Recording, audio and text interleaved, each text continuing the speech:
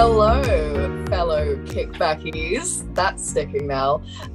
Welcome back to episode 2 of Kickin Back. Today I am joined by Ollie and Kirsten. Emma unfortunately can't make it today. She's very busy, but she's with us in spirit. How are you guys? Good, yes. Yeah. Enthusiastic for this, yeah. Great, amazing. You've been quite busy today, right? Both of you. What's been popping? Oh, just meetings. We had a meeting for Kickback collection, which we can say now for this. And then committee for 3 bugs before that. So. Very, very busy. More busy than me. Yeah, October has been very, very busy for all of us, but exciting things are happening, guys, so look forward to them.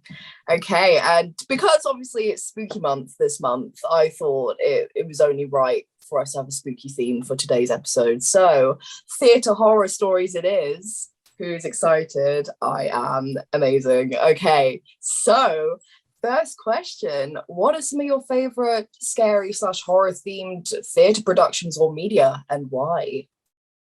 That's quite a loaded question, so feel free to take a minute. Spooky media. I don't know if there just isn't that many, but I feel like I haven't seen that many horror themed inspired theatre pieces, which I think is a real shame because it's either pure schlock, fairground jump out of you, or it just doesn't exist at all.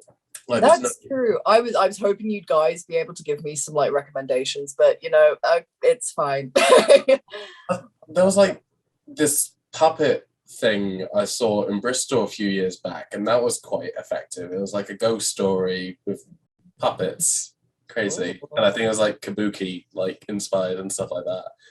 And that was it was okay. It was a try. I appreciate the attempts, and it was yeah, it's this is more interesting than a lot of other stuff going on. But that's very true. All right, Kirsten, what about you? It doesn't have to be theatre, could be film or TV, just any medias. What's your favorite spooky stuff? Oh my gosh, I'm not really into horror as a genre, so I don't particularly watch it, which isn't really the right answer for this. No, fair enough. So nothing. That's okay. That's okay. Yeah, there's not a lot of spooky theatre. I'd like to see spooky theatre. Actually, I don't know. I'm a massive wimp. So I say that now, but I'd probably take that back upon seeing some spooky theatre. But I do like it, that's for sure. Got a big old poster. Right, swiftly moving on. So what's been your worst horror story during a live performance where something kind of went wrong while the show was going on? I'm sure, Kirsten, you have a few, right? Yeah, I've got one from quite recently, actually. Oh, pray tell. Yes, so I was in the Watch This 48 Hour the other week, maybe coming up on 2 weeks ago, Mean Girls, playing Katie Heron. And, well, in the film, obviously, she wears her princess bride scary costume thing. Anyway, so I was a ghost for the fancy dress, not fancy dress party. And this required me to have a double duvet white sheet thing over my head. And I was sent onto the stage, walk backwards. And the guy playing Zac Efron, Ozzy, was supposed to bump into me. And I don't really know what happened, but to be honest, I just went on and I kept walking. And I'm thinking it's weird, I've not bumped into anyone yet. And I can't see anything because the sheet's over my head. And then I feel my foot go over the edge of the stage in the depth. No, say psych right now. Oh my god.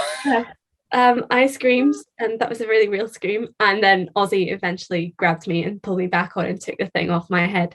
Heather was telling me that Watch This had to talk about how to not let people fall off stage in the future, but it's okay because I had my membership, so that was terrifying. Oh my god, that's a near-death experience. I thought you were going to tell me that you fell off the stage or something. No, just almost. My foot went over the edge, but I didn't fully go over. That's still pretty scary, can't lie. That's 11 out of 10 rating from me. Very spooky. How about you, Ollie? Any horror stories to share?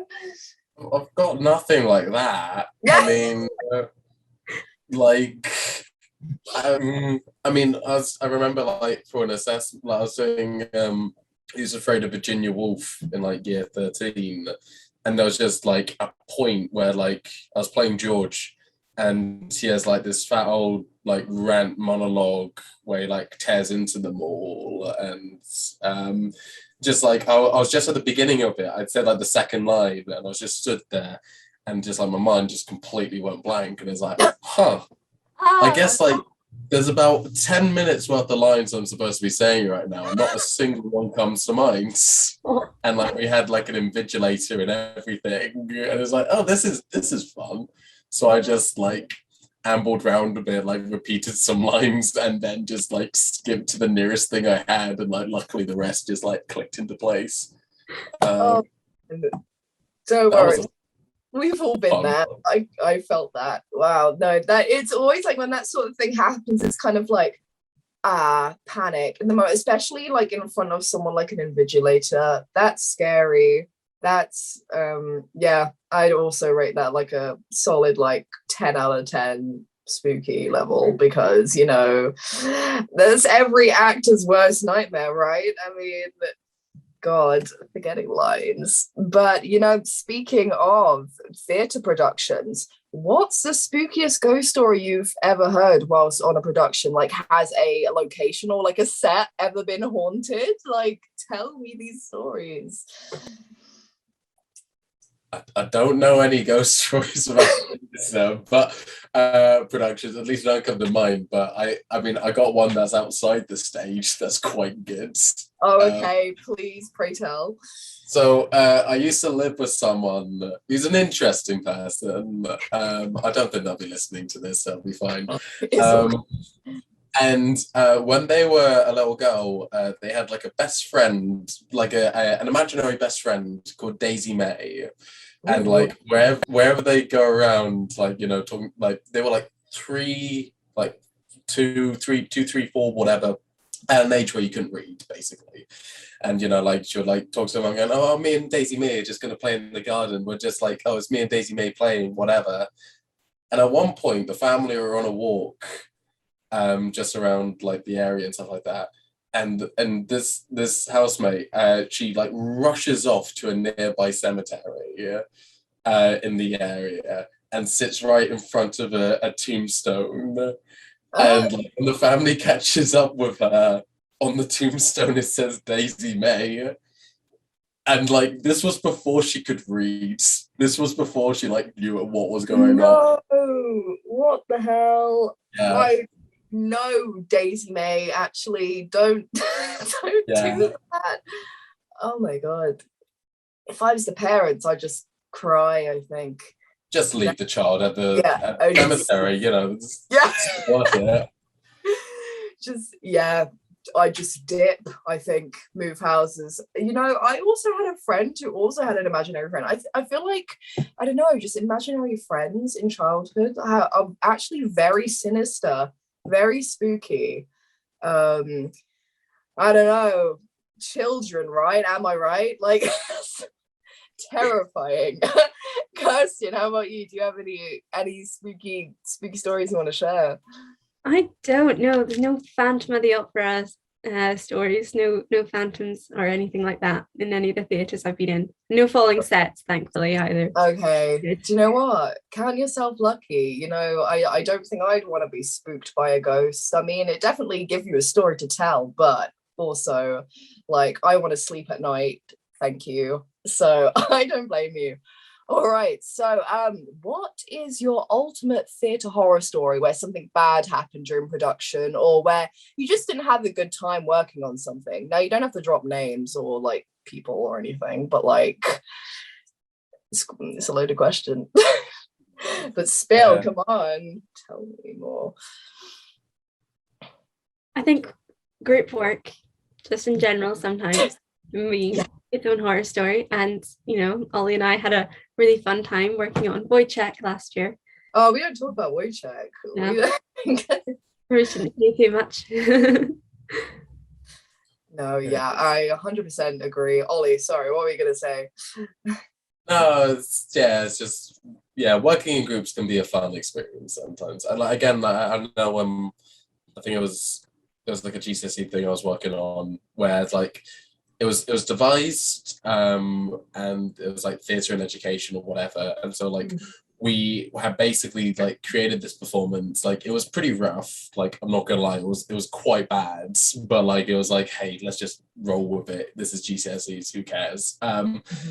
And then we showed it to our teacher about a week before the assessment day, and she just said, okay, you need to start again.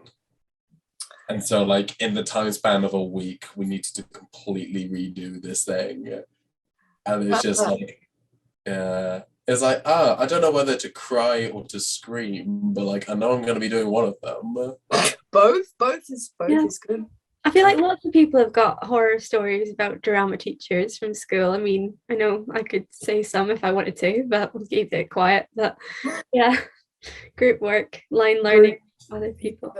It's I feel like first year as a whole, and just like the whole like boy check thing with second year, it was just not a good time. Very stressful. I'm glad we've left that in the past. I don't ever want to see it ever again. I don't want to read boy check ever again. So yeah, no, 100% agree. I was gonna ask, did you have any horror stories or kind of like near misses, close calls when working on a phone call Cataclysmic?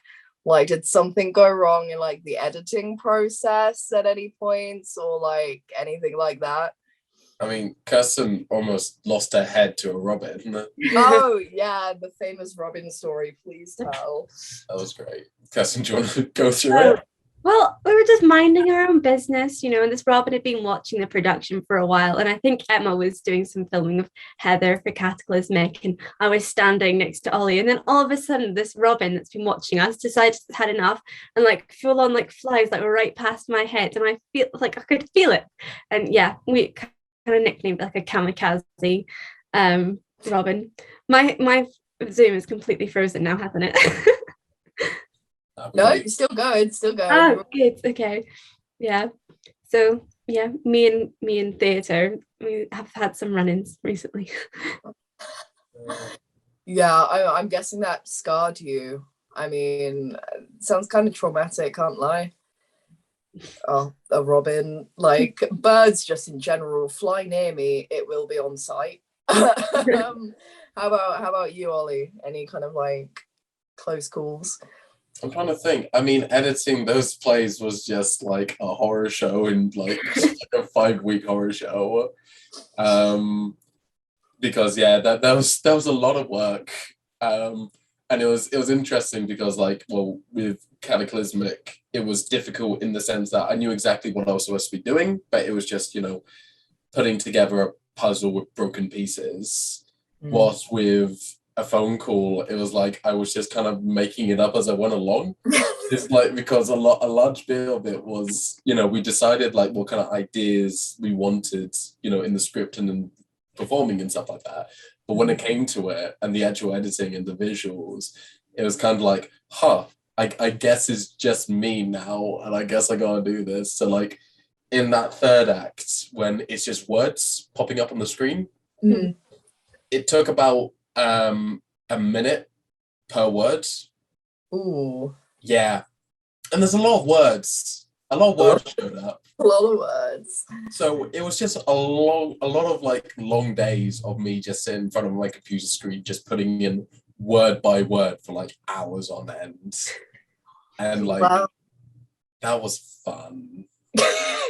I enjoyed that. Did you like kind of like whack your head on the desk at any point? Because I definitely would have done. Probably. Yeah. I think I definitely screamed at my laptop multiple times, and I was just doing the trailers. So.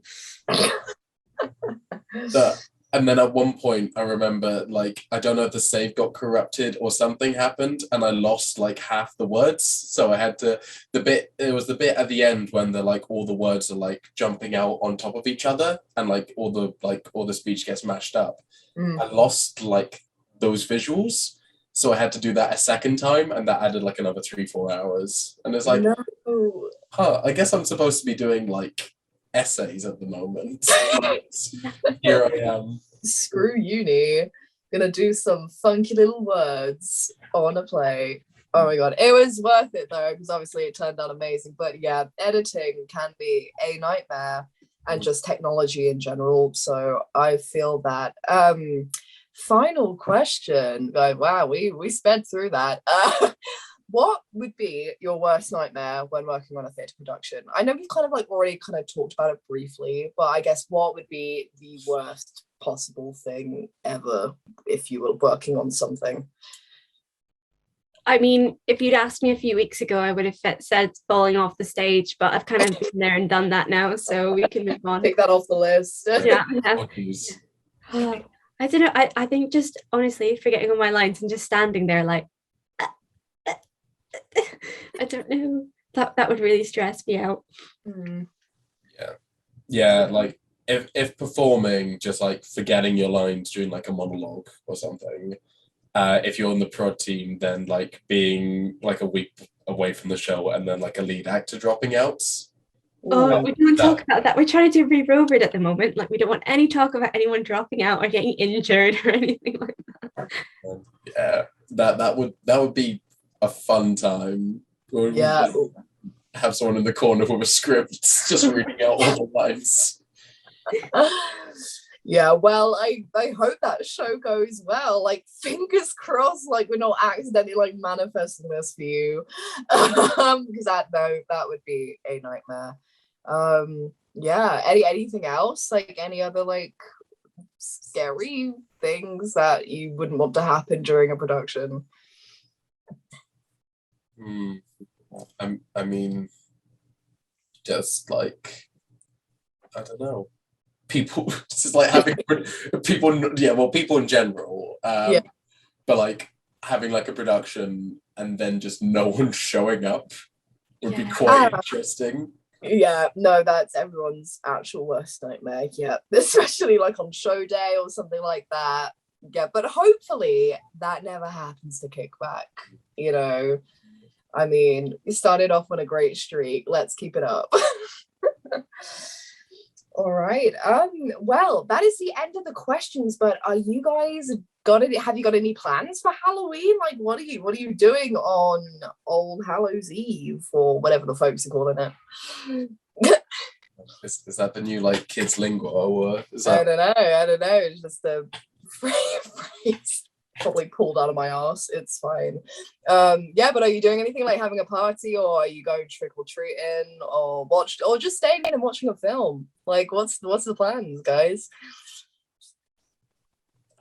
Like parties were the plan, but I love the idea of going around trick-or-treating in Sally Oak and just like you know, in a costume and then just like being given razor blades and stuff. Yeah, no, I was gonna say that's an accident waiting to happen. Like I feel unsafe just walking down the street in the daytime anyway. Just imagine doing it at nighttime. Like I would not survive.